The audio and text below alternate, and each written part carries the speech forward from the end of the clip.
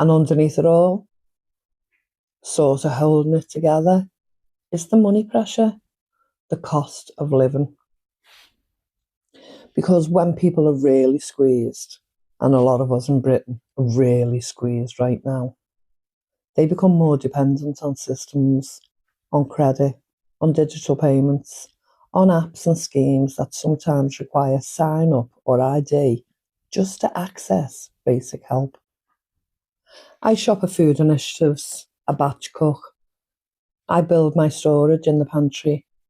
I make everything stretch as far as it possibly can. And I do that partly because I genuinely love it. You know I do. But I also do it because of the independence it gives me and my family.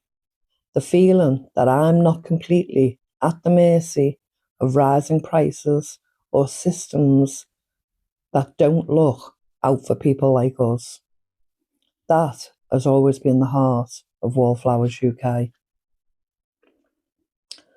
So here's what I want to say, and I want to say it carefully.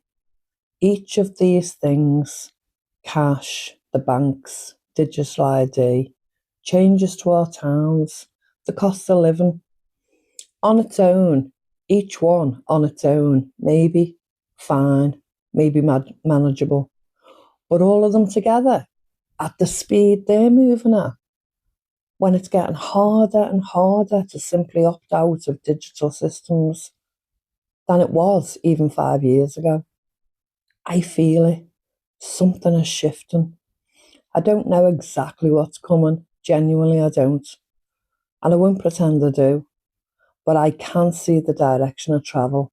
And I think it's worth talking about calmly, practically, together, which is what we've always done here.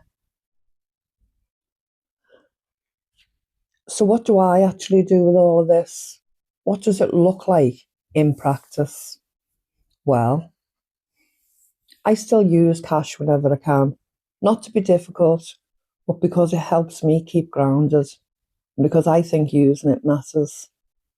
I build my food storage slowly, steadily, sensibly, because being able to feed your family from your own shelves for at least a couple of weeks, that's one of the most powerful forms of independence I know. I stay informed, I read, I question things. I don't just take things at face value, whether that's government announcements or even something that's doing the rounds online. And I talk to people, my neighbours, my family, people in the community, because real connection, local, warm, ordinary connection, is something no digital system can replace. None of this is extreme, none of it's radical. It's just living thoughtfully, which is exactly what we try to do here. I'd really love to know your thoughts on this. Have you noticed any of these changes in your own life? Have you started doing anything differently? Tell me in the comments. I read every single one of them. And if this is the kind of honest conversation you want more of, do come and join us, subscribe, and you'll never miss a video. Thank you so much for joining me today. Please take care, remember you're loved, and know the world is a better place with you in it. Bye, love.